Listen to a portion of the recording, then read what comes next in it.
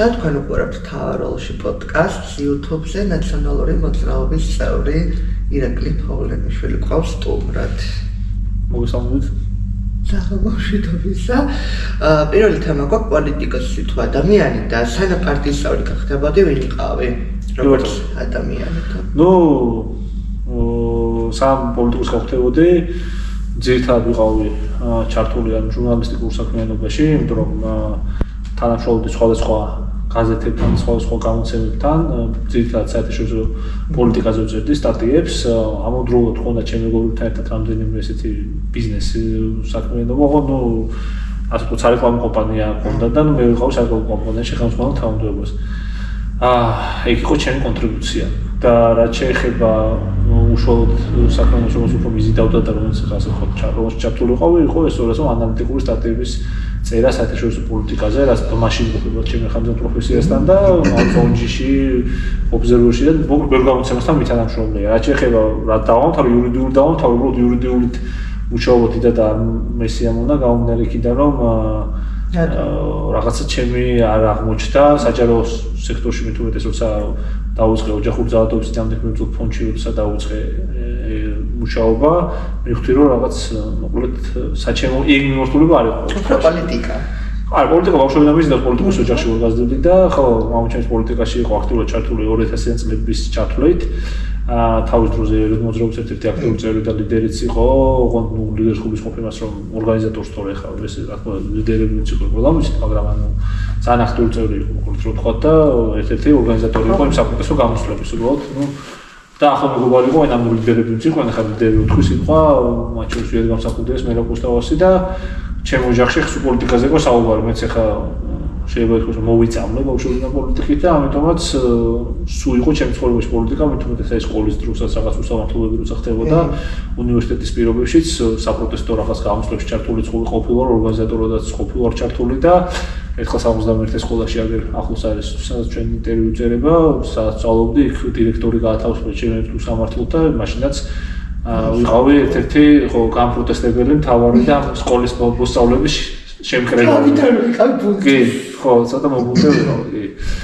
ხო და ამიტომაც პოლიტიკას ვიყო ჩემ ცხოვრებაში, თუმცა რო დავამთავრე სამართალდამცველობის ფაკულტეტის დასრულება პოლიტიკოსისთვის ძალიან გამოსადეგი ამბავია, იმიტომ რომ რეალურად ის პროფესია, რომელიც მაშინ იმყოფება სახელმწიფოს მართვასთანაც, პოლიტიკასთანაც, იმიტომ რომ რა თქმა უნდა, ეხლა ძალიან მნიშვნელოვანია, როცა ოპოზიციაში ხარ, სახელმწიფოში ხარ, რომ სამართალი იცოდე საერთაშორისო ქვეყნის სამართალის, სისხლის სამართალის და ეხლა არის. კი, გეტახვა. ან იცის და არასდროს იყენებს სამწოდას. ზოგი ეგრე. პოლიტიკაში ყოფნისას რა არის ის, რაც ყოველზე მეტად გაკარგვინებს საკუთარ თავს? საკუთარ თავი რატო არ დავკარგო, მანდ მაინც, მაგრამ არ ვიცი, თავი არ უნდა დაკარგო. პოლიტიკის არსებობა არის, რომ თავი არ უნდა დაკარგო. იმიტომ რომ საპასუხებლო საქმიანობა, მისი შედეგები, ყველა პროფესია ძალიან საპასუხებლოა, არ ვიცი ხა რომ გავიხედოთ და რომ შეგვხვდეს მე პროფესიის ადამიანი, არ ვიცი, მასწავლებელი რომ შეგვხვდეს ამ ხელა პასუხისმგებლობა აგესწრია და ბისმარკის სიტყვები გვახსოვს რომ ომი გერმანიისთვის აუცილებელი ომი რომელიც გაერთიანებით დასრულდა მე-19 საუკუნეში მასწავლებელმა მოიგო ხო იმიტომ რომ საქართველოს სისტემას უმართლოდნენ იმას რომ რაღაც ეგ ერთიანობა ეროვნული შეძლეს ამიტომ ყველა პროფესიას დიდი მნიშვნელობა აქვს ხა არავინ არ უნდა დაკარგოს მანდა მაინც თავი მაგრამ პოლიტიკოსი განსაკუთრებით იმიტომ რომ ხა როცა სახელმწიფო პასუხისმგებლობა და ყველა მოქალაქე ნაკლებად შედეგის ანუ სამიზნე აუდიტორია ფაქტობრივად ყველა მოქალაქე გამოდის, ამიტომაც თავის დაკარგვა ალბათ ნაკლებად არის ასურული. მე ვთქვი ხომ რომ ნაკლებად დაკარგვა თავი. და ზოგადად თქვენის უნარი და ვალდებულებაც აქვს პოლიტიკოს. ყავს, მაგრამ არ იცავ. კაკაკაც არ აქვს. ხო, ესე ვერ გეტყვით, ეხლა ზუსტად ვის როგორ დონეზე არა, იცი რომ ყალაძეზე გასაგებია გასო, მაგრამ იცი რა ძალიან რთულია ვინ როგორ ცდილობს თქო რა და ვის როგორ აქვს გათავისებული, რომ ზოგს ალბათ არ აქვს გათავისებული და არ ცდილობს, იმიტომ რომ ოცნებასთან თავარი ერთ-ერთი წევრებთან თუ მაგაზე მეკითხებით, ყალაძეს გარდა კიდევ ძალიან ბევრი ეგეთი, თავარი ჩემი პრეტენზია იქ არის, რომ ხალხს არ აქვს გაცნობიერებული, რამდენად მნიშვნელოვანია, რომ პოლიტიკოსი და საჯარო პირი იყოს უფრო თავშეკავებული და მომთმენი, თორე ხა არ ვიცი, გაფრაზებაც ყველა შეგვიძლია და ყველაფერი, მაგრამ ხო ჯერ მარტო სახელმწიფოს უნდა ცემდე პატრონს, ქვეყანას უნდა ცემდე პატრონს, აკეთებს და ვისი გზის გამზელებელი ხარ ესე ამბობენ ხოლმე ამ სახელებს ვერ ითავისება და თუ სადაც ისე ილია ჭავჭავაძის გზას აგრძელებ რა ვიცი დავით ამოშენის გზას აგრძელებ ის პასუხისმგებლობა გათავისებული ხონდეს და რაღაც ისეთ მეტყოლებაც არ უნდა ხონდეს რაც არის შეურაცხყოფელი ლექსიკით შემდგარემ და უკულტუროც გამომართავი ქართული საუბრობენ ხშირ შემთხვევაში და საკმაოდ უცარცემენ ხოლმე ამ შემთხვევაში ბევრ ამას შემდეგი თემა გვაქვს პასუხისმგებლობა და თვითკრიტიკა და გამოცდილები და გამომდინარე რა გადაწყვეტილებას გადახედავდით დღეს ყველანაირად. Იცი რა სამწუხაროდ თვითკრიტიკაც სერიოზული პრობლემაა პოლიტიკურ სპექტრში, იმიტომ რომ ძალიან სერიოზული პრობლემა როცა არის. აი მე მქონია კონტაქტი ისეთ ადამიანთან, რომელთაც აი არის მთელი საქართველოს თანხდება რომ შეცდომა დაუშვიეთ და ახლობით ეგეთი რაღაცები აქვს აკეთებული რაღაც მომენტში. და ის ადამიანებიც კი ფაქტობრივად რაღაცა კი ამბობენ რომ რაღაც არ იყო კარგი, მაგრამ აი ეს მაგრამ ჯობია რომ მოიწოდეს ხოლმე პირველ პოლიტიკოს მხარეს შეცდომა რომ დაუშვათ ცხოვრებაში და აღიარო მოსული თემა ჩემი აზრით და პოლიტიკაშიც რა ეგ არის ერთ-ერთი მნიშვნელოვანი რითაც უნდა ფასდებოდეს პოლიტიკაში რამდენად უწრფელად შეუძლია აღიაროს შეცდომა და იმოქმედოს ამ შეცდომის გამოსასწორებლად. მე პირადად სახელმწიფო მართვის სადავებში ახლა ყოფილი ვარ ხან ნაკლებად მაქვს თუნდაც პარტიასთან მიმართებაში პრეტენზიები აქვს ხოლმე მე ნაკლებად რა უნდა ვთქვა ხო სტუდენტი ვიყავი და ძირითადად სკოლის მასწავლებელი ვიყავი ერთ წელი ვიყავი სტუდენტი მე შეიცვალა ხელისუფლება მართლობითი გამოცდილება რა ხან არ მაქვს რა ვერ გეტყვით რომ რაღაც ისეთი სერიოზული პრეტენზიები ამ ხრივ არსებობდა ეს ოპოზიციაში ყოფნის დროს კი მე ხმად წავს და ეს ნამდვილად უცნების ბრალია რომ უშუბედურებები რაც ხდება ძირითადად იმონიშვილის ბრალია და მისი გარშემო ყოფილი ადამიანები სამწუხაროდ ოპოზიციის პოლიტიკურ პასუხისმგებლობა ერთ-ერთი იმაში გუშო ამ კაც ვერ იშორებს ჯერ აი ეგ არის თავი პასუხისმგებლობა მარტივად რო ხო მე ნაკლები პერიოდი რომ აქვს ახლა რეალ პოლიტიკაში ვარ უფრო 3 წელია მანამდე ვიყავი აქტივისტი ეს ნაწილი გამოვტოვე მაგრამ პოლიტიკა დაგვიყვან 2019 წელს ივნისს 9 წელი მომხდა დაზრებული გავხდი ჩავერთე აქტიურად ხო 20 ივნისის მოძრაობაში ჩავერთე დაზრებული უფლებებისთვის ვიბრძოლე იქ ევროპარლამენტს მიმართეთ საელჩოებს მიმართეთ მე დაზრებულს გარკვეულ ადამიანებს რო სტატუსი მიენიჭა ამაშიც რაღაც მოგზალებული წვლილი შევიტანეთ ასე ვთქვათ ორგანიზაცია დავაფუძნეთ 20 ივნისის ამიტომ ბევრი მიმართულებით ხონდა რაღაც კონკრეტული გარღვევები მაგრამ რატო ამბობ ისიც პოლიტიკა იყო და ამიტომაც არ ვამბობ რომ მაგალითად 2019 წელს მივაკუთვნებ ჩემ თარიღს, როდესაც მე პოლიტიკაში შემოვაბიჯე რეალურად, აქტიურად. თორემ მანამდე 2023 წელს პარტიაში არ ვიყავ და პარტიაშიც იმიტომ მოხვდი, რომ მინდოდა რომ რეალურად შემეცვალა ეს რეჟიმი, რომ მე მივხვდი რომ უფრო ნაკლები ბერკეტი მქონდა როგორც აქტივისტ, უფრო ნაკლები ბერკეტი მქონდა როგორც სამოქალაქო მოძრაობის წევრი და უფრო მეტი ბერკეტი მექნებოდა როგორც ოპოზიციონერი პოლიტიკოსი. და ამიტომაც შემოვიდი პოლიტიკაში და პასუხისმგებლობა და თვითკრიტიკა მაგიტომ ჩვენი თავარი უნდა იყოს რომ რატო ვერ ვიშორებთ ივანიშვილს და ახლა უნდა ამოდოთ და რა შეცდომებს უშვებთ ხო იგივე პროტესტის დროს რა შეცდომებს უშვებთ და სხვა მომენტში ეგ არის თავარი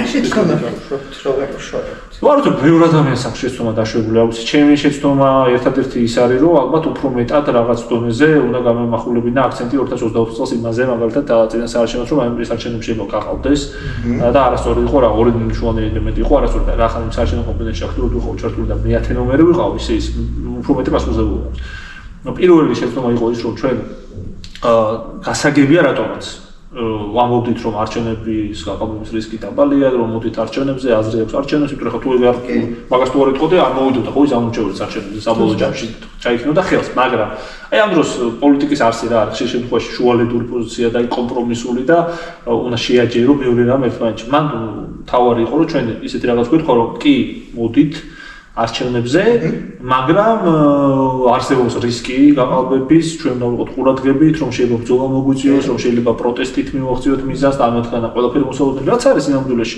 და საბოლოო ჯამში არასწორად დაისვა საკითხი. საკითხი დაისვა როგორ ეცით, რომ მოდით ვიმარჯვებთ, თქვენ ხოლმე საჭირო რომ ხელისუფლებაში შეიცვალოს, რომ თქვენ მოხვიდეთ და ხმა მოგწეთ. და ამის გამო საპროტესტო მოძრაობის დაწყება გადაიდო ფაქტობრივად, იმიტომ რომ იყო პროტესტი, მალევე იყო ბევრი აღშფოთებული მოქალაქე, მაგრამ სანამ ყობახიძე ის ცნობილი განცხადება არ გაკეთა და არ თქვა რომ ჩვენ ევროპული ინტეგრაცია აღარ გვინდა, დასავლეთი აღარ გვინდა, ევროპა აღარ გვინდაო, მანამდე ის პროტესტის მუხტი თვალ ისეთი რაც საჭირო იყო არ არსებობდა.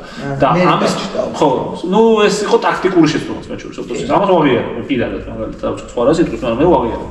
მეორე შეცდომა რაზეც მე შემიძლია კრიტიკული იყო რაც სერიოზული ასე საარჩევნო პერიოდს უკავშირდება და ამიტომ იყო ის რომ ჩვენ ომის თემას არ ვასუხობდით სათანადოდ. აი ბევრი შეცდომა ხო ეს იყო რომ აირჩიე შვიდობა არა ომსამას ნაციონალური მოძრაობის ბანერი იყო და ყველა იმის ამით სპეკულირებდა რეალურად ანუ ოცნების თავარი ამბავი იყო ის რომ მათი მესიჯი იყო მარტივი გასაგებია რომ ჩვენ ფასებს ვერ ვაკლებთ კორუფციას ვერ ვებრძვით ბევრი პრობლემაა ქვეყანაში ვაღიარებთ ხო და ანუ ბევრი ესეთი პრობლემა იყო არა მაგხრივ სხვადასხვა 22%-ით გაიზარდა პურის ფასი ბოლო ერთ თვეში და 4%-ით გაიზარდა მეტით ფასები სურსათზე და ყველაფერს რო თავი დაანებო ის რაღაც თაკლებები რაც მოხდება მე გამიხარდებოდა უფრო იაფად რო გვიძლობდა პროდუქციას ეხლა მათგან განსხვავებით ეხლა არც ბილიონერი არ ვარ და არც ხო არც სულ ერთი ნაკლად არ არის ჩემთვის რა ფასი ექნება კვერცხს მაგალითად რაზეც ეხა სპეკულირებენ რომ კვერცხს ფასი და არა ამაზე გასულ კი არა და მაგაზე რა შეეცი საქმე ანუ თვითონ ნახე რას აკეთებენ რომ ვიღაცები გაუსწორებენ ყობახიძეს რაღაც მომენტი დააკლებენ ფასს მაგრამ თუ გადასახადები არ შეამცირე თუ ის ბიზნესმენები რომლებიც პარლამენტში ყავს ისევ მონოპოლისტები იქნებიან ეს ფასი მაინც სულ აიწევს როცა მოუნდება ყობახიძეს ისევ პიარშოუს ჩაატარებს და თქვა პირობითად ვიძახი თქვა რაღაც ბრინჯზე და კვერცხზე დააკლებინებს ფასს მაგრამ საბოლოო ჯამში ეხა 22% პური გაიზარდა მეთქი რომ ვიძახი ჯიბეზე მაინც ისევ ისეთი სიმძიმე იქნება და ჩვენ ვიძახით რაც არის სისტემური მიდგომა არის ის რომ შეგიძლია დღგ შეამცირო აქციზი შეამცირო გადასახადი შემცირდება ბექაური და ჩიგოგიძე და სხვები რო ყავთ ვინც არიან მონოპოლისტები ამ ბაზარზე იმ ხალხს რომ ნაკლები პრივილეგია იქნება და კარტელური გარიგებები არ იქნება ჯერ ეს ხო კარტელური გარიგების ერთ-ერთი მტკიცებულებაა რომ კაცი გამოდის და იძახის ყობახიძემ ხო პრემიერმაო ჩვენმაო და ამიტომაც ფას ვაკლებთ ანუ ხო ჩანს რომ ესე იგი კაც შეუული ანუ ესე იგი შეთანხმების შედეგია ხო ამიტომაც მოკლედ ბევრი პრობლემა არის ამ ხრივ მაგრამ დაუბრუნდა შეცდომას რომ არ თქვა რომ ეხა სულ შეცდომებზე გადავედი ისევ პოლიტიკურად და ჩვენსაც შემოსულ დაუბრუნოთ ამაზე სათანადოდ არ ვცემდით პასუხს იმიტომ აი ჩვენ ეგეთი პასუხი იყო ამაზე პიარ ტექნოლოგიების აზრიც ითვალისწინებდა მაგრამ მე ვფიქრობ რომ ხან პიარ ტექნოლოგიების აზრზე მეტად შეიძლება გაითვალისწინო შენი საკუთარი აზრი და ის რასაც ეხა მაჯის სემაოზე უნდა ბედოს ხელი და მოქალაქეებს თუ გადიხარ პოლიტიკოს არსი ეგ არის მოქალაქეებთან კონდეს კონტაქტი და ხვდებოდე რა მუშაობს რა არ მუშაობს და მარტო სოციალურ კვლევებზე და ფოკუს ჯგუფებზე ეხა რაღაცა ლეპტოპში დახატულზე და მოსმენაზე არ უნდა იყო დამოკიდებული თორე ამ ლეპტოპს საწითამდე მოსართ ხო და შეცდომა იყო რომ ამოდით რომ აი ომზე არ ვლაპარაკოთ მოდი რა არ გავწევ პასუხი ამ თემაზე ომზე რო უწყებთ ლაპარაკს მაინც არასწორი პოზიციონება გამოგვიდეს იმიტომ რომ ისინი იძახიან რომ ომი და მშვიდობა ჩვენ ვართ და ჩვენ უნდა ვთქვათ რომ იცით რა ხალხო ომი არ ვართ და ცოტა ცუდი პოზიცია რომ დასაწყებად საუბრის ანუ ის ომზე აი ომი უნდა და იმით ლაპარაკო მაინც ხო და შენ რო იწყებ ლაპარაკს რომ იცი მე ომი არ მინდა უკვე ცოტათი წაგებული პოზიცია ანუ ეს ლოგიკა არსებობს მაგრამ რაღაც ხონა უპასუხო ესე რომ არ უპასუხებ არ გამოდიოდა და არ შეცდომა იყო ამიტომაც შეგიძლია ძალიან კონკრეტულად ყაფიოთ და თუ რამეზე უნდა გველაპარაკა არ ვიცი 1000 საშუალება არსებობს ხო 21 საუკუნე პოდკასტი საკუთარი პარტიის პოდკასტიც გვაქვს ახლა ჩვენ რაღაც ტექნიკური ხარჯის გამოდროებით შეჩერებული გვაქვს მაგრამ ხო აი ეს პოდკასტი ანუ ბევრი საშუალება არსებობს იტყვი და თუნდაც ეთერში გაშლება ეთერი არ გიყოფა და შენ პოდკასტში გაშლე და Facebook-ზე დადებ, TikTok-ზე დადებ. ანუ უნდა ისაუბრო ამაზე, იმიტომ რომ საქართველოში ეხლა რეალური პრობლემაა ეგ ეხლა აი მართლა ეშინია ხალხს რომ ძალიან ბუნებრივია რომ ეგ ეშინია მაგრამ მე ზუსტად ეგეც არის ერთ-ერთი მიზეზი რის გამოც მინდა რომ ის პოლიტიკა არ ქონდეს რაც საფრთხეს აქვს იმიტომ რომ თუ იზოლირებული იქნება და დასავლეთ შემოძე იქნება გადავხედოთ რა ქვეყნის ისტორიაზე 30 წლის მანძილზე რუსეთს ცუდი უნდა ამ ქვეყნისთვის და შენ რაც არ უნდა თქვა რუსეთს ცუდი ეუბნება გინდ საბჭოთა კავშირის ყოფილი საგარეო მინისტრი დანიშნა პრეზიდენტის თანამდებობაზე მაშინაც ცუდი ურთიერთობა ჰქონდა გინდ დისიდენტის ზუსტად გამსახურდია რომ ყავდა მაშინაც და გინდ დასავლეთ შესწავლა განათლება მიღებული სააკაშვილი ყავდა მაშინაც ანუ შენზე კი არ არის დამოკიდებული რუსეთს თვითონ ცუდი დამოკიდებული რომ არ უნდათ რომ სახელმწიფო იყოს აქ და არ უნდათ რომ დემოკრატია გქონდეს და არ უნდათ რომ განვითარებული იყო ეგ არის პრობლემა ხო ხო ეგ არის პრობლემის არსი და არა ის რომ ეხლა მე ომი მინდა ან არ მინდა მაგრამ სანამ რომ თუ დასავლეთს გააგდებ აქედან თუ ამერიკასთან სტრატეგიული პარტნიორობა არ გიხდება თუ ჯორჯ ბუში 2008 წელს როგორც დაუგო ქართულ ხალხს არ დაუდგება ეგრე არ უნდა გვერდში და თუნდაც 90 წლებში როგორც გვერდში გვედგნენ ხო მაშინ აიოლი ლუკმა იქნება ყველასთვის ყველა შენი მოწინააღმდეგისთვის აი მაგაშია საქმე და ეგ უნდა აღვიხსნა კარგად და არა ის რომ აი ხა ომზე არ მინდა ლაპარაკი ვილაპარაკოთ სამუშაო ადგილებზე გასაგებია სამუშაო ადგილებზე უნდა ვილაპარაკოთ ეკონომიკური პრობლემები არსებობს ხარვეზე და აქვს ემიგრაციაში ამერიკაც მაგიტომაც მიდის მაგრამ ის რომ ეხა მეგა ნარატივს არ უპასუხო მეტოქის ეგრე არ გამოვა. მან ჩემი ოჯახის სწავლობს ემიგრანტი ჩემი და ანუ აქეთ არ უნდა გამოხედო. რომ ჩამოდის გიშსკავს ფასები და საერთოდ როგორ ცხოვრობთო. არა ეგ მე ხა სადაც ამ წავიდე ხოლმე უცხოეთში ევროპაში ძალიან მარტივია ხა ეს ხალხი რაც სპეკულირებს ხომ იცი რომ ევროზე უკვე უნდა იგულისხმო ქართულ ვალუტაში კი არ უნდა გადაიყვანო აი 5 ლარის პროდუქცია იგივე 5 ევრო დრო ყიდულობ ხო რაღაცას ანუ რა ლოგიკა ვერ ხვდები ხო ვინ უნდა დაყვეს მაგ ლოგიკას მაგრამ კაი მაგას დავიდანებე იქ მაგ ლოგიკითაც კი ხან ხშირად აქ უფრო ძვირი კონკრეტული პროდუქცია ვიდრე ევროპაში მაგ ლოგიკითაც მაგათი ლოგიკით რომელსაც მე არ ვეთანხმები რა თქმა უნდა 5 ევრო არის საქართველოში 5 ლარი არ არის ხო ფაქტია მაგრამ მაგ ლოგიკასაც რო ვაყვეთ ხო მაგიტომ მაგ შემთხვევაში ეგრე არის და თან იცი რა არის მნიშვნელოვანი აქ სახელმწიფო სერვისები რამდენი ჭდება რა ხალხმა ამინდა რომ მე ეკონომიკაში თარგში ექსპერტი არ ვარ ლაშყაროა და სხვები არის ჩემთან ჩვენთან ექსპერტები მაგრამ მაგ მიმართულებით და უფრო მეტი წონა გვაქვს ძალიან მარტივი რაღაცები რა ჩვენ გაიგებს ყველა აი რომ პორტში მაგალითად აი რომ დავინტერესდა ატოხილის რაღაც ესეთი ძვირი ფასი საწყობი და მნიშვნელოვანი პროდუქცია რაც არის მარტო პორტში მომსახურება სახელმწიფო მომსახურება რო აი პორტში რო შემოდის გემი და მის მომსახურება ჭდება სადღაც აი 3-ჯერ ძვირი საქართველოში ფოთის პორტში მაგალითად ვიდრე არ ვიცი აი მაგალითად რა ვიცი რუმინეთის რომელიღაც პორტში ანუ ეს უკვე თავისთავად როგორ აძვირებს პროდუქტს წარმოიდგინეთ ხო ანუ იქ ხო უკვე მომხარ ანუ უკვე ის კომპანია რომელსაც უნდა მიიღოს 3-ჯერ ძვირის გადახდა უწევს უკვე მაგაში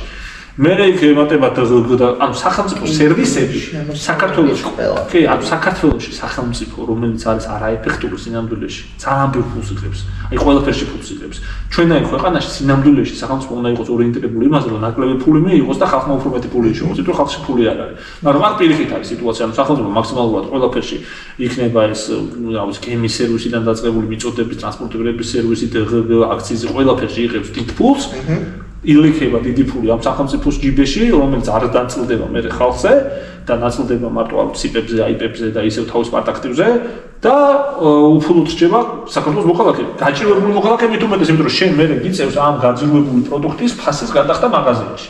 ნუ ეგ არის ჩვენი უბედურობის ეკონომიკის ერთ-ერთი წყარო. ხო. ფიქრობ თუ არა რომ პარტიამ საზოგადოების ნაწილთან ნდობა საბოლოოდ დაკარგა თუ არა და რატო? არა, პარტიამ იცით რა არის თავარი დობის დაკარგვის ელემენტი იყო ნაციონალიზმის ზრობისთვის 2012 წელი, როდესაც ორი რაღაც არსებობდა. ერთი რასაც ვაღიარებთ ყველა, რომ მოხდა კონკრეტული შეცდომები, ანუ სასამართლო სისტემაში და გარკვეულ ასე ვთქვათ, სისტემებში check and balance ასეც ეცხიან. ასეთ დემოკრატია არის მნიშვნელოვანი, check and balance, ანუ გაწონასწორება, მარტივად რო ვთქვა და ბალანსი, ხო, აი გაწონასწორების, ანუ როცა არსებობს სახელმწიფო სისტემა, ეს სახელმწიფო სისტემა უნდა იყოს ისე დაყოფილი შტოებს შორის და მათ შორის ისეთი ინსტიტუციები უნდა იყოს, რომლებიც ერთმანეთს აბალანსებენ, ხო, აი ვთქვათ, პროკურატურა, სასამართლო ერთი კაცის ხელში არ უნდა იყოს მოქცეული, ან ერთი პოლიტიკური დიქტატის ქვეშ არ უნდა იყოს და მეტანაკლებად უნდა მოხდეს დაბალანსება. ეგ პრობლემა არსებობდა. მაგრამ მათ არის ობიექტური რაღაც. ანუ ობიექტური რაღაც რა არის? იცი რომ აი ფეხბურთს მაგალითად მომსწრებში სპორტი მიყვარს. კი, ვიცი, წყალბურთი. ხო, წყალბურთი უყავ ხო და სპორტი მიყვარს ზოგადად და ფეხბურთს მაგალითად მომყვან, აი ძალიან რთული არის შეუძლებელია აი უცბად რომ მიხვიდე აი მანჩესტერ სიტის დაჭირდა წელები რომ ავტარიყო გრანტ. ძალიან ბევრი ფული ჩაიდო, მაგრამ ეგრევე 2 წელში 3 წელში შედეგს ვერ გამოვიდა. რატომ? იმიტომ რომ რაღაცა სისტემური გზის გავლა თანმიმდევრული პროცესი ჭირდება ყველა ორგანიზაციას, კლუბის იქნება თუ სახელმწიფო, რომ გავიდეს მაღალ დონეზე. ხო და მაღალ დონეზე გასვლა შესაძლებელია მხოლოდ იმ შემთხვევაში, თუ დიდი ხნის მანძილზე იქნება წინსვლა და პროგრესი. და საქართველოში ეგ პრობლემა იყო სინამდვილეში, რომ ჩვენ 2003 წელს ჰქონდა შეუმდგარი სახელმწიფო, არ არსებობდა სახელმწიფო, გადასახადებს ვერ ეკრებოდა სახელმწიფო, საზღვარს ვერ იცავდა, ელემენტარულ რაღაცებს ვერ აკეთებდა. მიშ ხელსაყრელში მოვიდა ხელისუფლებაში, ბევრი რეფორმაც ჩატარდა, მართლა სამაგალითო გავხდით ამერიკის პრეზიდენტის შემოქმედება სოფლიოში და კი, ხო, ეგ ყველაფერი გააკეთა, მაგრამ ანუ რაღაცები ვერ გააკეთა, რატომ? იმიტომ რომ ჯერ მარტო ადამიანური რესურსის პრობლემები ჰქონდა. ანუ ნორვეგიაში და საფრანგეთში კადრი არის თვითონ ისეთი უკვე საჯარო სამსახურში, რომელიც დაცულს სახელმწიფოს, იმიტომ რომ ხტამის მიმართულება არ აქვს, სოციალური უნარჩვევები უკეთესი აქვს, ინსტიტუციური მეხსიერება აქვს და ჩვენთან ეგ ყველაფერი უნდა შექმნილიყო. ამიტომ ობიექტური განმარტებაც არსებობდა, მაგრამ სუბიექტურიც იყო კონკრეტული ადამიანები გათავხედნენ ხელისუფლებაში ყოფნის გამო.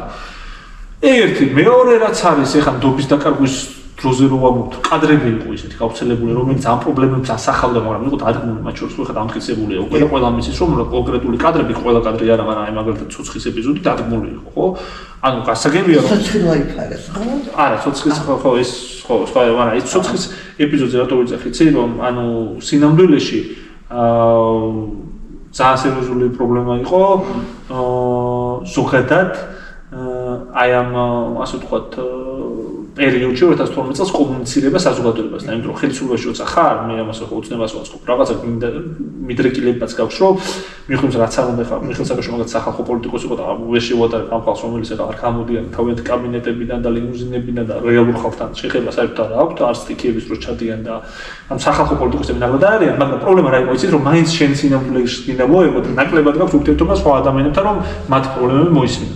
ანუ ეგ პრობლემები არსებობდა ნდობის პრობლემა მაგრიტულად შეიქმნა, ანუ არსებობდა ობიექტური გარემოებები, ობიექტურ შემოწმო იმას, რომ მართლა იყო რაღაც შეცდომები დაშვებული, რის გამოც იყო ნდობა მათ შორის შემცირებული, თუმცა იყო ობიექტური გარემოებები, იმიტომ რომ იქ რუსეთის სპეცსამსახურები ჩართული იყო, საქართველოს კი არა, ამერიკის არჩევნებში იყო ჩართული და პუტინმა თქვა, რომ საშინაო დავალება გვაქვსო, რომლითაცო უნდა ჩავერიოთო საქართველოს არჩევნებში და ნახავთ იქ არჩევნებზე რა მოხდებოდა და მართლა მოხდა და მართლა რუსული სპეცოპერაცია იყო, მაგრამ ნუ ეგ ერთია და მეორე არის ის რაც ნახეთ ხო ეხლა ჩვენ საპროჟექტში რაც მოვიდა ამ ქვეყანას ანუ ნდობის დაკარგვა ერთია თუმცა მეორეა რაც მოხდა ამიტომ ნდობა ამიტომ მე 2018 წელს მოხდა რაღაც ხარვეზე იყო თუმცა ამის შემდგომ ეხლა უდმოდ ბრძოლის ობიექტი იყო ნაციონალურ მოძრაობა ხშირად ხო ეხლა საერთოდ რა ვიცი რამდენი ლიდერი ყავს ჩვენ დაჭერილი ნაციონალურ მოძრაობის წევრი რამდენია დაჭერილი რამდენი დაყადაღებული რამდენი კაცია პროტესტში ჩართული ხა მე მინდა ხალხმა იცოდეს ჩხოროწყუში რო პროტესტია ყოველდღე საქართველოს რამდენი ქალაქში რო არის გასაგებია 20 კაცი იკრიბება მაგრამ ეხლა რა ვიცი ჩხოროწყუშთვის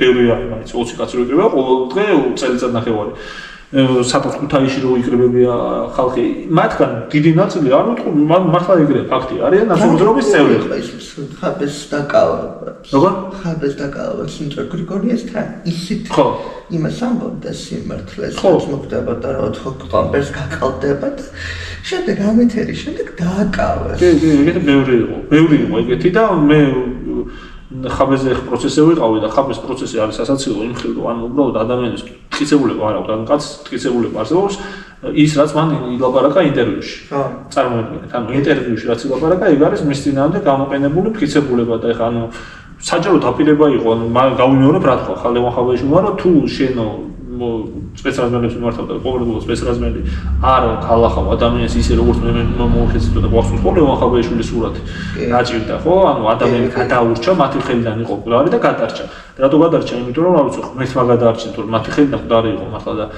იზახდა რომ თუ იგივე დავალებას არ შეასრულებთო თქვენ მე ხელისუფლება შეიცვლება და საჭუქრთებით კონკრეტული რაღაც პრემიითო და ეგ არის ჩვეულებრივი პოლიტიკური წინასაარჩევნო დაპირება რა ვიცი უფასო ფულს პირდებოდა ეს კაცი და რეებს აპირდებოდა და ბანკებში სესხები გაუნულა და არ ვიცი 1000 რაღაც გააკეთა და დაპირებები იყო ეგ იყო და ზუსტად დაპირების შესრულება იყო ამიტომ ახლა ამ მორთულებით ხაბის პროცესი საერთოდ სასაცილოა თან ამას ემატება ის ფაქტი რომ სპეცრაზმელებმა სულიერი ტკივილი გაიცადესო ეს რომ ეგ არის მთავარი მიზეზი რომ ეგ დაპირება მოისმინესო და არ ვიცი ამ ხალხმა ახლა წურდგენი გამოვიდა და აწუხებით ტყუილად მოკვდაო მაგაზე არ გაიცადეს სულიერი ტკივილი და სპეცრაზმელი რო ხარ და გედედეს თანამშრომელი რო ხარ და საქართველოსთვის უნდა იბრძოლო და ეგ არის შენი ცხოვრების სტილი და შენი იდეოლოგია და ამ დროს შენ თეატრულიანის ამ განცხადებაზე არ განიცდი სულიერ ტკივილს და გაბრაზებას და ლევან ხაბეიშვილის ფრაზა რომ აი ხალხი არა წამოთ და მაგის გამო დასაჭუქრთებით ეგ მოუგანიჭე სულიერ ტკივილს არ ვიცი მანდაც ყველა ხვდებით რომ სუსისგან დავალება მიიღეს რომ ეხლა რაღაც ეგორი კაცი უნდა ვიპოვოთ ვინც ამას იტყვის და იპოვეს და ეს მოხდა ეს ჩვენები დაწერა.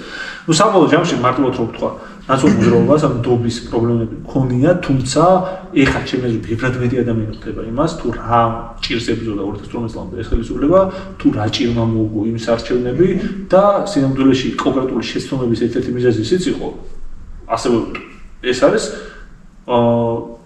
ნაღრად ის რასაც უმეტესობა მიხვდა და ბევრს ვთქვამს უკვე ჩემთვის რომ რეალურად მიხეილ სააკაშვილი მართლა ებრძოდა შინაგან ჭირს ანუ ისეთ ადამიანს მართლა კრიმინალს ებრძოდა მართლა კორუმპირებულებს ებრძოდა იმ ხალხს ებრძოდა ვინც ეხლა ამ ქვეყანა ამ დღეს ჭარბობს ხოლცენტრების ჰაბადაქციას ეს ქვეყანა და დანაშაულით გაგოთქმევინეს სახელი და არ ვიცი ხალხს მილიონები ზოდები უნდათ სახში მინისტრებს და ყველა ესეთი ფული აქვს ნაშოვნი ხალხის ხარჯი ანუ ამას ებრძოდა, გაიგეთ ეს კაცი და ეს ნდობას ჩემეზეთ კი არ აფუჭებს პირიქით. ანუ ნდობას იზრდება, ანუ შენ ყველა ხვდება რომ 2013-2018 წლამდე მქონდა პერიოდი, როდესაც სახელმწიფო ჯერ დასავლთან ახლოვდებოდა, ამერიკასაც სტრატეგიულ პარტნიორობას მიუღწევს, ევროპული ინტეგრაციის პროცესი გრძელდებოდა, ინფრასტრუქტურული პროექტები ხორციელდებოდა, განათლების ფასი იწევდა და მათ შორის საქართველოს მოქალაქე ყველაზე მარტივ რაღაცას ვიტყვი დინამიურ ქვეყანაში ცხოვრობს, რაღაცები ვითარდება და წინ მიდის და ჩვენ ახლა ვართ ქვეყანაში, რომელმაც ამერიკასაც რაიმე პარტნიორობა შეეჩერა. ევროპასთან ინტეგრაცია შეჩერდა, სრულ იზოლაციაში ვექცევი და ინვესტიციები აღარ შემოდის, ინფრასტრუქტურული პროექტები არ ხურციელდებიან, რომ მაგალითად ლაზიკაზე ითქვა რომ და ანაკლიაზე რომ ეგო რუსებს არ უნდათო და ჩვენ როგორ გავაკეთოთო, მათ შორის განათლებაში რასაკეთებენ ხო ხედავთ და ანუ არანაირი დინამიკა და წინსვლა არ და ამის გამო ეს დობა ჩემი აზრით პირიქით რაც უფრო დრო გავა უფრო გაიზრდება და უფრო ყველა მიხვდება და დააფასებს იმ გამოცდილებას რაც გქონია 2013-2012 წლამდე ესე ფიქრობ მე კითხები და არსებობს საკითხი რომელიც საზოგადოებას ხშირად აინტერესებს მაგრამ პარტიაში მასზე ერთიანი პასუხი არ გაქვთ პარტიაში ერთიანი პასუხი არ გვაქვს რაღაც ეგეთები ალბათ ყოფილა, ეხლა რომ მე კითხები ვიცი, რატომ პარტიაში შედგება ძალიან ბევრი ადამიანი, რაც მოძრაობა არის რაღაც კონგლომერატი. ზოგადად დიდი პარტიებში ეგ არის და ზოგი ამბობს რომ სიზუსტე სიძლიერია. აი ნახეთ, პატარა პარტია რო არის და ერთი კაცის დიქტატურა ძალიან სერიოზული არის და იქ მე სხვების უგეს თანამდებობელი აზროვნება აღარ აქვს. იქ არაფერს არ ხდება, ხო? და ეს პარტია არსებობს, ახლა არ დავუკონკრეტებ საქართველოში, მაგრამ როდესაც არის ნაციონალ მოძრაობას აქვს ბევრი შენაკადი. ან ბევრი ადამიანი, ბევრი რეგიონიდან, ბევრი პოლიტიკური ბექგრაუნდით, ამიტომ რაღაც განსხვავებები არსებობს. აი რესპუბლიკურ პარტიაში, დემოკრატიულ პარტიაში რატომ მოხდა ეს მაგალითად ვიქაც ეგრე ბევრი იდეოლოგიური ჯგუფი აქვს თავმოყრილი, რაღაც ფუნდამენტურები აერთიანებთ, მაგრამ ბევრი განსხვავებაც აქვს. ანუ ნაციონალიზმი ეგეთი პარტია, ანუ ბევრი განსხვავებული აზრი არსებობს ხოლმე ნამდვილად, მაგრამ რაღაც ფუნდამენტურებში ერთი თლიანობებში ვთანხმდებით. ამიტომ არსებობს ხოლმე აქტუალური საკითხები, სადაც განსხვავებული აზრებიც არის. ეგ არის კარგი განსხვავებული აზრი, ეგ განვითარდები რაღაცა უფრო წინწახოთ. მარტო მაგალითს მომყვა რა, ეხლა სხვაშორის ლაშა ბუღაძე დაწერა, ლაშა ბუღაძე ყველაზე ნაკლებად იყო მიხეილ სააკაშვილის ფანი და გულშემატკივარი, მაგრამ ლაშა ბუღაძეს უწერია ეგეთი რაღაც, რომ მას ეწერა პიესა, სატირულ პიესებს ეს ეხლა ლაშა, მე წაგეთქვი მოხდა სხვაშორის ძალიან სახალისო პიესები აქვს ხოლმე, მართლაც აი ცუდად რო გახდები სიცილის აი პიესას რო გითხოთ, მე რაღაც მარტო ლაშა ბუღაძეზე მომსვლია ალბათ. ბევრი პიესა არ წამიგითხავს, მაგრამ მოლიერის ლოს კლასიკოსებსაც წამიგითხავს უცხოელი. და ან ბუღაძის ამ პიესაში მოკლედ ეს პრეზიდენტი დაცვა, პრეზიდენტი მის დაცვა თუ რაღაც ნამუშევრს სახელმწიფოს, რომ პრეზიდენტი არის გაშარժებული. მე ეს რობერტ სტურვამ დადგა 2007 წელს, აი რო ეხლა რო კითხო ეხლა კონცეფტს რომ ყველაზე მძიმე რეპრესიების პერიოდი როცა იყო და რატო ამ ყოველთვის ყველაზე დიდ სცენაზე საქართველოს იდგმებოდა ეს სპექტაკლი, სადაც პირდაპირ ეს თავად როლში შესრულებელი, ეხლა 20-ების ხარდაჭერის ანგულ პირდაპირ ბაზავდა მიხეილ სააკაშვილს, მაგრამ ანუ ჩაოლებრივ ამბავდა, ესე წლების მანძილზე იდგმებოდა. ხო, იდგმებოდა, კაცო, ეს წლების მანძილზე იდგმებოდა, ესე არ და ყველა ვინც მივიდოდა ეხლა მიხვდებოდა, რომ აი მიშა არის და მიშა არის გაჟარჟებული. ეხლა იქნა გააშარჟა. არა და ეხლა დღევანდელი ისტორიაში ბათუმში სპოტაშორის არის. ბათუმში ხო, აი პოლიტიკური ან კონjunქტურის გამო სპექტაკლი არის, პიესა არის დაბლოკილი. და აი განსხვავება არსებობს, იცი რა არის საბოლოო ჯამში, ამ შევამბობთ, კაია და უნდა იყოს აზრი განსხვავებული. ნაცნობ მოძრაობას სინამდვილეში მიხვდებს, რომ იყო ადამიანი, რომელთაც შეიძლება კონკრეტულად ჰქონდათ უფრო ხისტი დამოკიდებულება განსხვავებული აზრის მიმართ. ძალიან ბევრი მაგალითი მოყვანა შემიძლია ყველაზე დემონიზირებული ტიპებზე ნაცნობ მოძრაობის, რომელთაც სხვა რეაქცია ჰქონდათ ხოლმე და უფრო სახელმწიფოებრივი ბევრ რამეზე ვიდრე ეხანდელ უცნების წარმომადგენლებს. ეხლა მთელი კანონები ხო არასოდეს ორგანიზაციებთან დაკავშირებით ეგეთ კანონს. და ბევრს გონია რომ NGO-ები მიშა სააკაშვილს რო ებრძოდნენ, აი მართლა იშვი ეხლა დაუპირისპირდნენ ასე თუ ისე კიდევ ბოლო პერიოდში ბიზნეს თორე. არა, იმიტომ რომ NGO-ები მე პირდაპირ 2012 წელს ავანგარდში იყვნენ მიხეილ სააკაშვილის იანექსტურის NGO-ები, სხვილი NGO-ები და არავის აზრად არ მოსვლია იმ დროინდელ ხელისუფლებაში, რაღაც ეგეთი კანონები მიიღოთ, რომ დაფინანსება შეეწყვიტათ NGO-ებისთვის. მათ შორის მაგალითად ეხა როცა ვსაუბრობ ჩვენ პოლიტიკურ ოპოზიციაზე, არ ვიცი, ამდენი კაცი პატიმრობაში შეგვანაძ დროს არის ხო, მე მგონი კაცო, პოლიტიკოსი ოპოზიციონერი, ხო? ამიტომაც აქციები ხო გვაქვს 7 ნოემბერია, მაგრამ ამდენი კაცი დაეჭირათ აქციის მონაწილე. მიხვდებს რომ ძალისმიერ შეტაკებებში ხშირად ხდებოდა ხოლმე ორივე შემთხვევაში და აქეთ აფარესაც იყვნენ დანაშაულები, მაგათაც ვაღიარებ. ამიტომ ბევრი ისეთი რაღაცაა, რაც პრეცედენტური ამ ისტორიაში და რაც არის პირდაპირ ხოცების პრავა. კი. ძალაუფლება წარსულდა მომავალი. ხალხის ნაწილს ნაციონალური მოძრაობა აქციონის პროგრესის ნაწილში როგორ შეიძლება ამ ორ რეალობის შორის ხიდის აგება? იცი როგორ რაღაცაა? მოკლედ ნაციონალური მოძრაობა დაკავშირებული არის ცალსახა პროგრესთან რატო? 2003 წლის საქართველოს ვისაც უდანამ მაინც ახსოვს. ვისაც ოდნავ მაინც უნახავს YouTube-ზე მაინც რაღაცა ამსახველი კადრები 2003 წლამდე საქართველოს და ის რაც მოხდა შემდგომ. ეს არათუ პროგრესთან არის დაკავშირებული, არ ნახულ პროგრესთან არის დაკავშირებული. ანუ კაცი რომელიც მე ადამიანს ვიცნობ, ციხეში იყო უცხო ქვეყანაში, გამოვიდა და 2007 წელს ჩამოვიდა საქართველოში, უცხოეთში იყო ციხეში და ანუ აბსოლუტურად არა, მე ვამბობ ჩემ ნაცნობზე რომელიც ციხეში იყო და 2007 წელს ჩამოვიდა. შეიძლება ახლა ციხეში 2007 წლამდე ვერ იქნებოდა ახლა პრეზიდენტი. ხო და ჩამოვიდა საქართველოში და აი მართლა გაოცებული იყო იმით რაც ნახა. რატო ამბობ, იმიტომ რომ ხა მე ბავშვობაში აი აქ ცხოვრობდი, ორი სახლი ერთ-ერთია, მოკლედ აი აქ დოლიძეზე ვარ გაზრდილი. და ვაკეშეკებში ძეს. იქ ახლა ბაშა ხდებოდა, ხო აი აბსოლუტურად არ უწეს გარაჟის თავზე იყო რაღაც ხელნაკეთი სტადიონი. ახლა ჩემი ცოლს რომელიც არის ჯენზი 2000 წელს არის და რომანახებ ხოლმე გაუცებული აქ როგორ თამაშობდით. ანუ გარაჟის თავზე თამაშობდით ფეხბურთს, თუ სხვა სათამაშო ასეთი არ არსებობდა. ბავშვისთვის თელი ამ ხელაუბნის მასშტაბით. სხვადასხვა ძალიან სერიოზული საფეხბურთო ტრადიციები აქვს, დოლიძეს ბევრი მაგარი ფეხბურთელი გასწრა ამ ქუჩაზე. ხო სხვა თაობას. და ანუ მარტივი საკუთრივ მაგალითები რომ ვიყო, შუქი რომ მოდიოდა და გვიხარებოდა ბავშვებს, ხო? არ ვიცი ხა რა პერსპექტივა არსებობდა წყალბურთში, ყველაზე მარტივი კიდევ წყალბურთები ხო ვიყავ. ეს სომხეთში აზერბაიჯანში შეკრებაზე წასვლა იყო, აი საუკუნის მოვლენა. და მიშელ სააკაშვილის მმართველობის პერიოდში ინფლუენსია ჩაიდო. ჩვენი ახალგაზრდა ნაკრები ყველა პრესტიჟულ საერთაშორისო ტურნირზე, რომელზეც უნდა მოგვეყო მონაწილეობა, ვიღებდით. ასე ყოფილი თვალსაზრისით იყო ფლორიდის საერთაშორისო ტურნირი, წავედით ფლორიდის საერთაშორისო ტურნირზე მაგალითად. ხო, ანუ უცბად ტურბაზიდან ლიკანის აღმოჩნდით მაგას მაიამიში. მარტივ მაგალითად რომ მოყვანო, ხო? ანუ ეგ პროგრესი იყო ქვეყანაში. მიხვდით ახლა არ ვიცი, ამაზე უნდა თქვას, რომ პროგრესი არის, ხო? ეგ არის ხო უცნობის თავარი მესიჯი რა, არაადეკვატური, რომ ქვეყანა დაინგრა 2003 წელს. მე რაღაც ხოცით შეხვდება და გეტყვის რომ ქვეყანა დაინგრა. რომელი ქვეყანა დაინგრა ძალიან დიდ ბოდიში. გადასახადებს ვერ 20% იკრიფებოდა გადასახადების ხალხო. აი, რაზე ვსაუბრობ, რა ქვეყანაზე ვსაუბრობ და 2003 წლამდე გადასახადები ვერ იკრიფებოდა ქვეყანაში. დენიც მაგიტომ არ იყო, გაზიც მაგიტომ არ იყო და ანუ ესეთ ფუნდამენტური რაღაცებში რომ პროგრესი მოხდა, ამას რა თუნდა ბევრი ლაპარაკი, ხო? პროგრესთან არის ასოცირებული. უბრალოდ ადამიანის უფლებებზეც რომ მიდგება საქმე, მესამის რომ ხარვეზები იყო. მაგრამ რატომ მოიყვანა რაღაც ხეტაფე რეალის მაგალითი და ეგეთი გუნდების რა. კაცო, ადამიანის უფლებების მდგომარეობა ბევრად ძიმე იყო 2003 წლამდე. 2003 წლამდე სამართლოს შენობები და ხალხი ცრიოდა უბრალოდ. და ეს გადააგდებენ ადამიანს მოკლავდნენ. მორჩა, ამ ბევრი ეგეთ შემთხვევა ყოფილა. ყველამას მაგის შესახებ თბილისში და რაღაც ოფიციალური წყაროებიც არსებობდა კადრების რა ქვია მას ფაქტები არსებობს ამაზე და დაზარალებებში. ანუ ადამიანის უფლებების დარღვევებიც იყო, მაგრამ ეხლა აქ ვიყავით, აქ წავედით, შეიძლება ბევრად დიდი პროგრესი ყო. და მე არ იყო ადამიანების უფლებების დარღვევა. მე როცა აი ნაცების დროს. ხო, მაგას ვიყო მეთქი, რა თქმა უნდა მეთქი, ნაცების დროსაც მეთქი. ეგეც პრობლემა იყო თუ გასაგებია, მაგრამ ნახეთ რას ვამბობ, ანუ აქ ვიყავით და ცოტა წინ უფრო მეტად უნდა წავსულიყავ წინ. შეიძლება ეგ მითხრა მე, მაგრამ ხოცი როცა მოდიხარ და მაგას მეუბნები არ არის დამაჯერებელი, იმიტომ რომ მომოვიდეს ვიღაც ადამიანი, რომელმაც მე უკეთესი სისტემა ააწყო, ან ცადა მაინც იმას დაუჯერებ. პროგრესი არ იყო და სახელმწიფო არ იყო და იყო კრიმინალები. ხო და ხოცები კიდევ არაფერს ცუდი რაც იყო ტენდენციები გააძლიერეს და კარგი რაც იყო შეწყვიტეს. და ეხლა მაგეთგან რას უნდა მოველოდო, ეხლა კაცო ვიღაც რომ მოვიდეს და მითხრას რომ მე პიბატონო აი რაღაც უკეთესი მინდოდა და მინდა დაუჯერებ თუ ოცნებაში არ ყოფილა და ეს სისტემა არ შეუქმნია, მაგრამ თუ ამ ოცნებაში ყოფილა ხო მინახავს რომ ადამიანის უფლებების დარღვევა არ აინტერესებს ამ ხალხს. 7 ნოემბერზე თუ გული შეტყიოდათ და აწუხებდათ ნოემბერში რა მოხდა? 20 ივლისს რა მოხდა? აი თვალები რო დათხარეს. 5 ივლისს 9 კაც.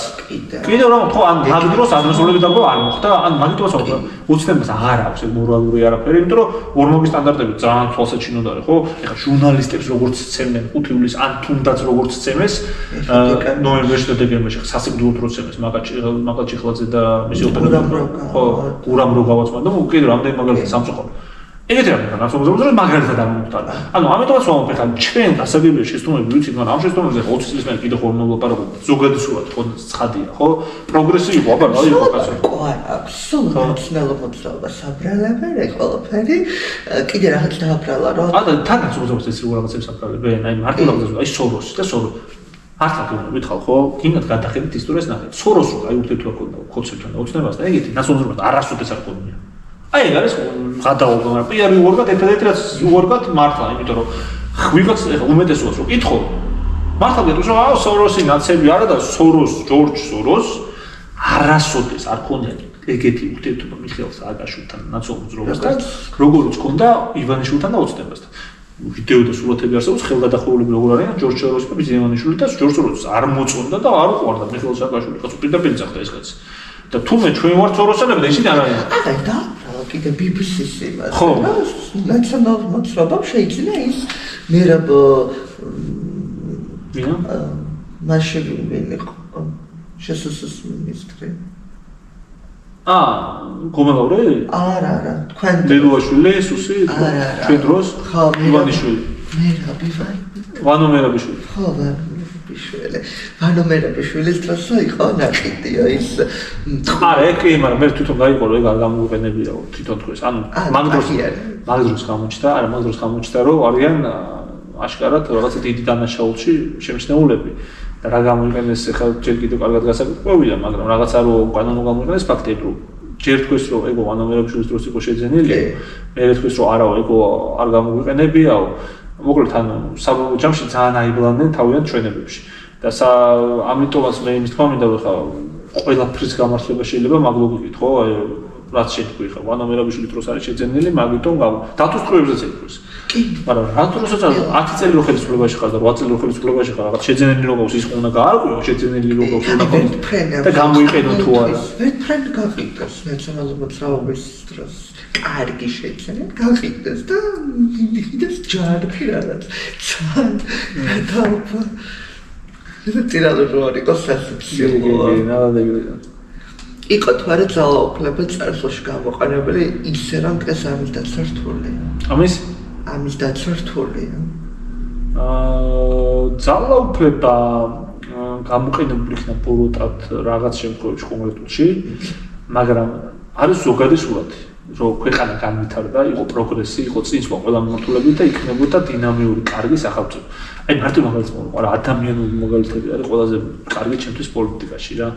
აი ხარ კონკრეტული ადამიანი, შენი ცხოვრების სტილი, შენი ბექგრაუნდი, შენი განათლებით, შენი მეგობრებით, შენი ჰობებით, ინტერესებით. აი რაღაცა ხო არის ცხოვრების სტილი, რომელიც ჩემ ყველაზე მეტად შეგეფერება და რაც ყველაზე მეტად გაგზნობინებს თავს კარგად. ეხლა ვკითხულობ ერთ წიგნსაც, კარგად წერია, რომ აი ყველაზე მნიშვნელოვანი რა არის ერთ წვენი კაცი წერს წიგნს და თავზე ამბობს, რომ ყველაზე კარგი ტესტი ჩემთვის არის შენ ცხოვრებაში კარგად ხარ თუ არა, რომ ოჯახში მიდიხარ, კი ხარია, რომ კარგ ოჯახში მიდიხარ და იმ ოჯახში რომელიც შენ უნდა შევიქმნა და ის იმ სამსახურში მიდიხარ და ბედნიერად მოთავს, რომელშიც უნდა მიდიოდიო. აი ქვეყნის ბედის სიამოვნებაში არის ყველა ქვეყანას აქვს რაღაც თავისი მისია, თავისი გეოგრაფიიდან, ბექგრაუნდიდან, ინტერესებიდან გამომდინარე კონკრეტული პოლიტიკის სტილი, რომელიც უნდა წარმართოს. და ნაცნობ მოძრაობის დროს ეგ იყო თავი, რომ ჩვენ უნდა ვიყოთ რეგიონის ლიდერები, ჩვენ უნდა ვიყოთ დინამიურად განვითარებული ქვეყანა, ჩვენ უნდა ვიყოთ დემოკრატიის ხრივ მაგალითი მთელ რეგიონში, ჩვენ უნდა ვიყოთ დასავლეთის პარტნიორი, ჩვენ უნდა ვებრძოლოთ კრიმინალს და კორუფციას, აი ეს იყო ყველაფერი. შეცდომები იყო კი, მაგრამ ახლა ბოროტად გამოყენება ძალაუფლებას ხდება აბსოლუტურად ყველა ქვეყანაში. ანუ როგორ რაღაცა ისე აი როგორც ქრისტიანობაში რომ უცოდველი კაცი არ არსებობს, რომ ცოდველი კაცი არ არსებობს, ეგრე არის, ანუ არ არსებობს იდეალური სისტემა. მით უმეტეს ახლა ნაცნობ მოძრაობას ახლა 10 წელიწადში შეუმდგარი ქვეყნიდან უნდა შეეხნა ისეთი რომ ეგეთი პრობლემები არ ყოფილიყო. ადამიანები იყვნენ, რომელსაც ძალაუფლებას ბოროტად გამოყენების ფაქტები დასჯადი მარტივად არ იყო, ეფექტურად არ იყო, იმიტომ რომ ინსტიტუციები არ იყო ბოლომდე ესეთი მაგალითად, როგორც საჭირო იყოს. მაგრამ ამას პერიოდ რო ჭირდებოდა, ამას იცი არ ჭირდებოდა, რომ უფრო საქართველოს მოზრუნე ხალხი ყოფილიყო ხელისუფლებაში ისევ. თორე ახლა ეს ხალხი ვინც არის ხელისუფლებაში, მათ სახელმწიფო ინტერესები არ აინტერესებთ. ამიტომ მე ერთი მხრივ მე გეტყვით იმას, რომ რა თქმა უნდა ბოროტად გამოყენების ფაქტები ხდება და ყველგან ხდებოდა, ეგეც იყო, მაგრამ საბოლოო ჯამში გამოჩნდა, რომ ეს ორი რო შეადარო ერთმანეთს, ეს მეორე არის აბსოლუტურად თლიანი ქრონოლოგია ძალაუფლების ბოროტად გამოყენების. ბოლო თემა გვაქვს პოლიტიკა როგორც შენა. შენს პოლიტიკურ კარიერაში ვინ იყო პოლიციაში ყველაზე ძლიერი რეჟისორი? ხო, მაგას მარტივი არ ყველაზე შეკითხვა, ხათრაც დამისვი, იმიტომ რომ მამა ჩემი არის მთავარი ჩემი მრჩეველი კონსულტანტი და ძირითად საკითხებზე ყოველთვის გამოვიხილავ ხოლმე. მაგრამ ეს შენიშნავს? კი, რა თქმა უნდა, ძიმე შენიშნებსაც მაძლევს ხოლმე. აი ეს რა არის, პოლიტიკოსებზე ხანდახან არის ხოლმე ორი თემა არის, მაგრამ ერთი არის რომ არასწორია ძალიან. იმის თქმა რომ ყველა შემთხვევაში მამების და შვილების პოლიტიკა არის მისასალმებელი მხრივ, რომ ანუ აი ყველა შემთხვევაში კარგი და ჯანსაღი მომენტია და პროცესი. ეგრე არ არის ხანდახან, იმიტომ რომ შეიძლება მაგალითად ქვეყანაში უბრალოდ ვიღაცა კაცმა ფეოდალურად გადასცეს შვილს მემკვიდრეობით რაღაცა, ფეოდალური პოლიტიკური მემკვიდრეობა მაგრამ მეორე ელემენტი არსებობს რა, ანუ ჩემ თავს კი ავამართლებ, მაგრამ მართლა იგივე ხა როგორც ექიმების ოჯახში ბევრი ექიმი რო გამოდის ხა რა ვიცი, ამაზე არ აქვს ხალხს აგრესია და არ აქვს პრობლემა ხოლმე და ჟურნალისტის ჩემ საზმაოს ჟურნალისტი რამდენიმე ვიცი ბაბუა, ბებია, მამა, დედა ჟურნალისტები. მან და ასე შემო ანუ მამა ჩემო გაკეთე ჟურნალისტი იყო სპორტის და გავხდი ესე. არა, ეს ეგ არის როგორ ადამიანებდა ცხოვრობს პოლიტიკაში მამისკენ რომ გერგო უკვე არის ერთი ამბავი და აი ხო არა, მაგათო ვიზახე. არა თუ ხოთრო ამ რა ვიცი ხან ამერიკაშიც არის ეგეთ მაგალითად. ძალიან ჩვეულებრივი ოჯახური ტრადიცია რაღაცა, ხო? ო ტრადიცია რატო არის? იცი, იმიტომ რომ ოჯახში რაღაც ღირებულებით, პრინციპებით იზრდებით და ჩემთან რატო არის ეს ტრადიცია გეტყვით. ჩემი დიდი ბაბუა, რომელიც ბაბუა ჩემს ჩართული იყო.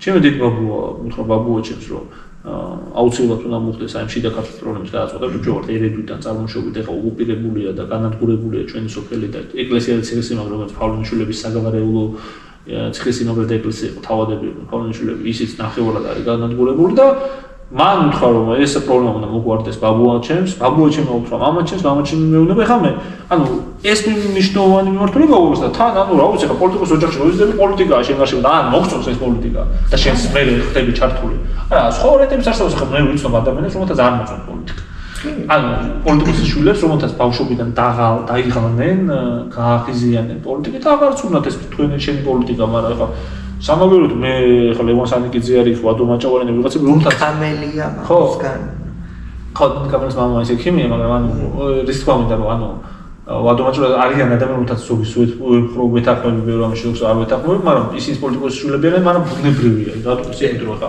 შეგოცა პოლიტიკაში ისდები შესაძლოა პოლიტიკა და სულ პოლიტიკაზე ლაპარაკობენ ან ეგ მოგწონს და მაგ შემთხვევაში მე უკვე საშიში თემა ხდება ეხლა ჩემს შულზე ზოგი მეხმურება მე სამწლის ხდება და მე ცოტა მეშინია ხომ უკვე იმიტომ რომ ძალიან მოწონს ეს კამერების და ერთი ოჯი ბრიფინგზე მყავდა გადაცემაში მყავდა წაყვანილი და მოეწონა ხო და უკვე ცოტა მეც აუნერვიულდი მაგაზე იმიტომ რომ შევა მამას არ უნდა გესდია ხა მამა ჩემს არ უნდა მე პოლიტიკოსი გავთვალე ხო პირდაპირ ეს ალბათელი რო ყავ ეგ მოწონდა უფრო რომ სპორტსმენიც ალბათელი ვიყავი და მე უფრო გაუჩნდა ეს პრობლემა რა მოკლედ რა ამიტომაც პრობლემა გაუჩნდა იმ ხრივ რომ ანუ ვითომ არ უნდა და მაგრამ მე უკვე დააფასა და ეხა უკვე მთავარი მრჩეველი და კონსულტანტის გახავს ჩემი შეიძლება ხოლმე შეეშინო უცებ გამოსვლებს რაღაცები არ მოწონს მაგალითად შეიძლება ჩაცმა არ მოეწონოს შეიძლება ლექსიკა არ მოეწონოს და ტრადიციული კონსერვატორი კაცი არის რომ მოძრაობის წევრი იყო მაინც და რაღაცები არ მოწონს ხოლმე რა გაუპარსავი რო არის და არ მოწონს ხოლმე მაგალითად და ასე შემდეგ კარგი შოუში მოეწონა კი ის მოთხოვს მითხრა რომ კარგი იყო კი მან შოუ მოეწონა ან მოეწონა რა პოსტო შენიშნა არ მქონია ესე გადაირია თქო რომ გითხრა ეხა ეგრე არის ხოლმე ეთერები რომ მოწონს და ნათქვამი აქვს რამდენჯერმე მორეთერები რომ წარმოწოს აშკარად რომ ძალიან კრიტიკულად ოღონდ შეიძლება აზრიც არ მოიწონოს ხაც მარტო ეს გარეგნობაზე გულისხმობა ჩასწრა კარგი გავითარდა ხო და ეგ ძალიან კარგია პოლიტიკოსისთვის ძალიან დიდი ხა სად ხა ექიმი ლოკალს მამა და შენიშნებს რომ მოხდეს და რჩევებს რომ მოხდეს და სად არ მოხდეს ხო ეგეთი ახლო რჩევის მომცემი და პოლიტიკაში მით უმეტეს მნიშვნელოვანია რომ მამა შენ ყველაზე მეტად არის შენი დაინტერესებული ხო ყოფილა მომენტი როცა კამერების თამაში უფრო მნიშვნელოვანი გახდა ვიდრე რეალური შედეგი